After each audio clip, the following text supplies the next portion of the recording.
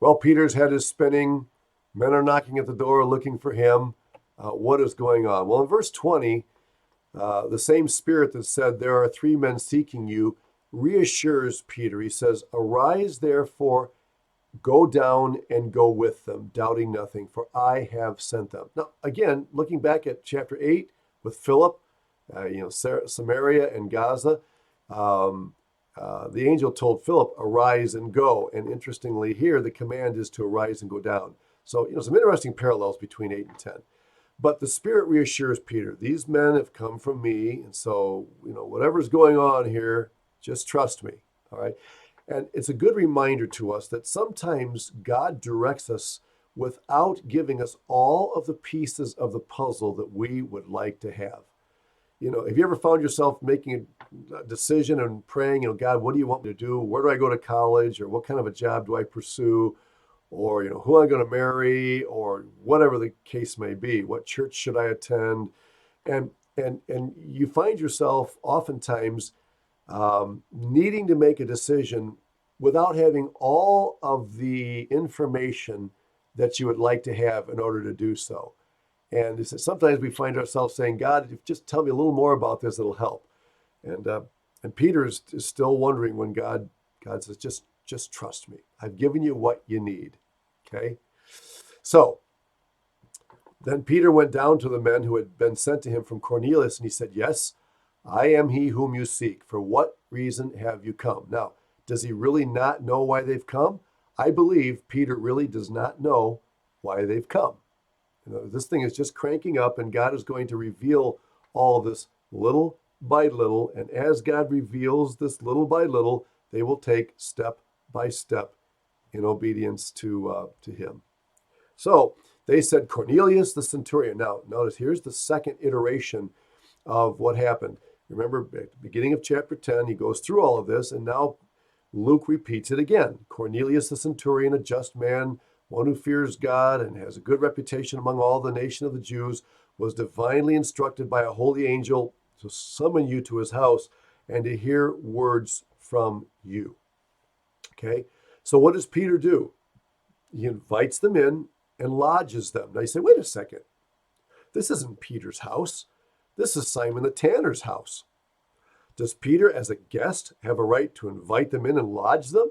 Well, you have to understand the culture of that time. If you were an honored guest in a home, the our house is your house thing, was really a real deal. In other words, if Peter's an honored guest, then anyone who comes to visit Peter is honored in our home as a friend of Peter. And so he's not, taking authority that doesn't belong to him. He's acting in a very culturally appropriate manner.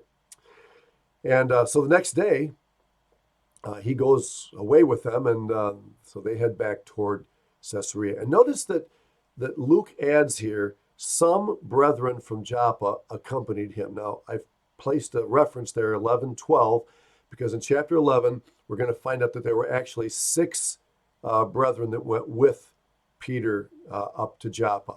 And why is that important? Because what's going to happen up there is going to be so game changing, so important in the narrative of Acts and the direction of the gospel that witnesses will be very important. And so these brethren will go along and they will be able to testify as to what happened. And these are Jewish brethren who are going.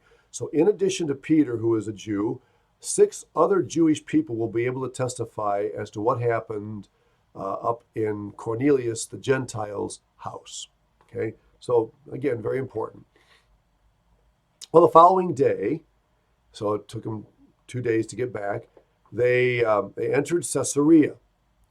And Cornelius was waiting for them, and he had called together his relatives and close friends. Now, this is fascinating. Cornelius made a good wage as a centurion, and he probably had a fairly nice home there in Caesarea. Now, it's not his own personal house.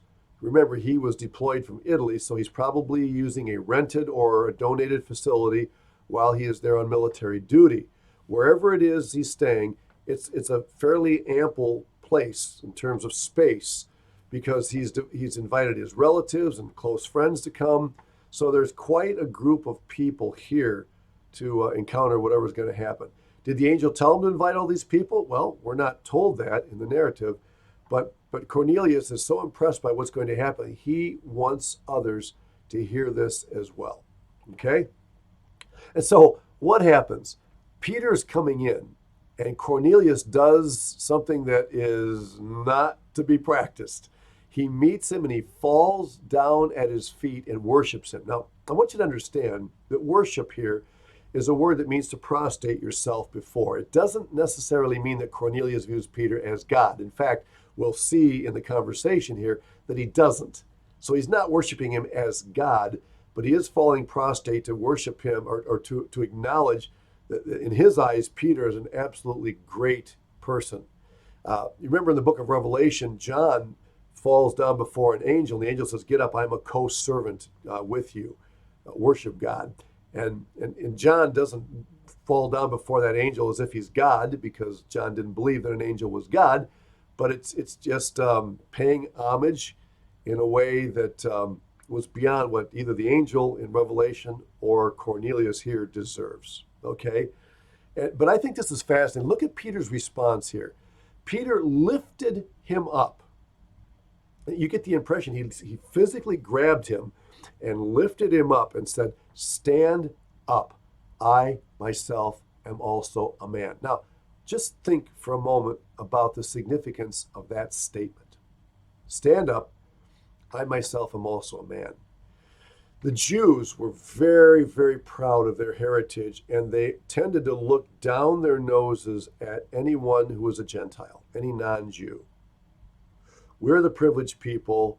We're the favored nation, okay? And everybody else is inferior.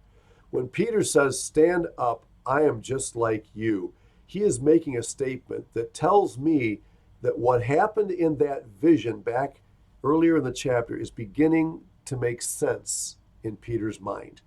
Now, remember that there were clean and unclean dietary restrictions back in the Old Testament. When this sheet comes down, God says, everything's been cleansed, you can eat whatever you want. What exactly does that signify? Well, what that signifies is nothing more and nothing less than the fact that Jews and Gentiles in the present plan of God are going to be equal before the Lord. Okay? Israel enjoyed a privileged place in God's plan as a theocratic nation in the Old Testament. Everything centered around God's dealings with Israel.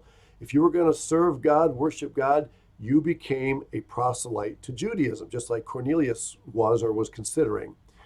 And so you became, spiritually speaking, a Jew, even though you might be a Gentile.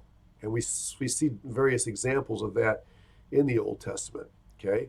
Gentile people joining ranks with the Jews spiritually. That changes in the church age. In the church age, there is no nation that is central in God's plan for the church. All nations are equal. Israel has been temporarily set aside, not cut off forever. And you can read about that in Romans 9 through 11. We spent a lot of time on that in Romans class. There is coming a day after the rapture and the tribulation period that Jesus will come back to earth. He will establish his millennial kingdom, and Israel will be the theocratic nation front and center in Jesus' kingdom. Gentiles will pour in, they'll participate, but Israel will be back in the center of God's program again. But not now, not during the church age. During the church age, there is no nation that is at center stage. And Peter seems to be understanding that. So what was the significance of the clean and unclean foods? Well, I think it was twofold. Primarily in the Old Testament, it was to remind Israel as an illustration that they were unique. They were the uncommon. They were the clean nation before God. And the others were unclean because they worshiped and served other gods and did not know the God of creation.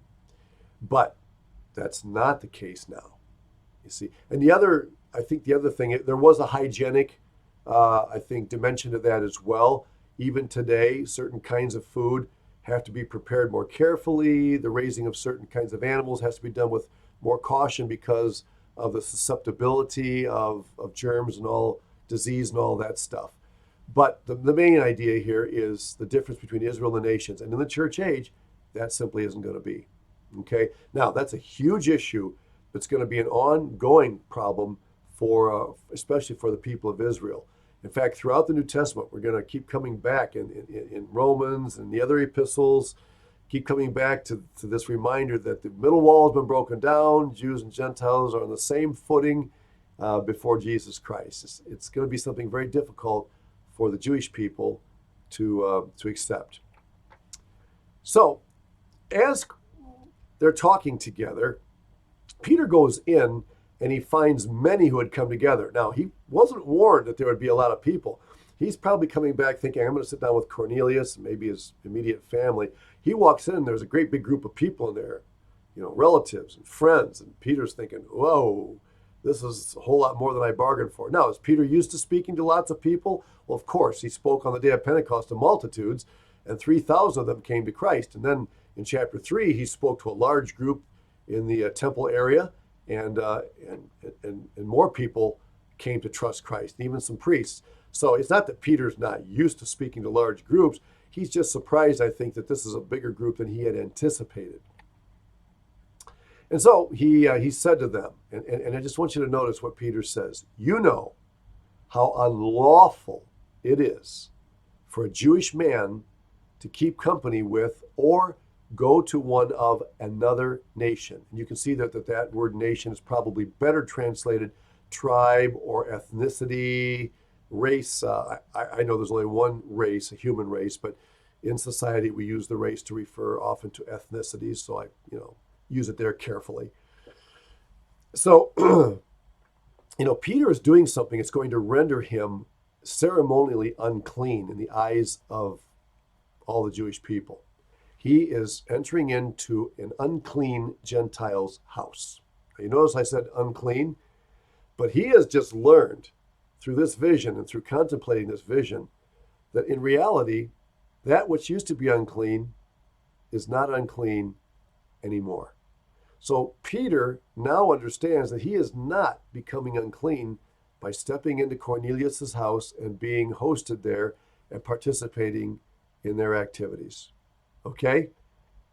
Pretty amazing. And so God has shown me that I should not call any man common or unclean, Jew or Gentile. Therefore, I came without objection, and he did. The Spirit said, go, and he went. As soon as I was sent for, I asked them, for what reason have you sent for me? Now, remember when he met those men at the door up down in Joppa? He asked them, why have you come? And they explained. Okay, and now he does the same thing here. I think at this point, he really does understand more what's going on. But for the sake of everybody gathered there together, it's good for all of this to be aired once again. And so here we go. Cornelius says, 4 days ago I was fasting until this hour, and at the 9th hour I prayed in my house, and behold, a man stood before me in bright clothing. Then he said, Cornelius, your prayer has been heard. Your alms are remembered in the sight of God. Send therefore to Joppa and call Simon here, whose surname is Peter, and so on. So you say, wait a minute, didn't we already read that twice? Yeah. And so again, Luke considers this so vital that he wants to make absolutely sure, under inspiration, of course, that his readers don't miss what is happening here and how important it is. And so Cornelius says, I sent to you immediately, and you have done well to come. Now, notice what he says next. Now, therefore, we are all present before God to hear all the things commanded you by God. That's insightful. That shows us that Cornelius understands that Peter is not God. He is a messenger of God. He is a voice piece of God, just as John was a voice crying in the wilderness. He was not God. He was not the Messiah. And so Cornelius understands this. So you say, well, why did he bow down before Peter? Well, because he understood him as a sort of a prophet, someone who would be very highly esteemed.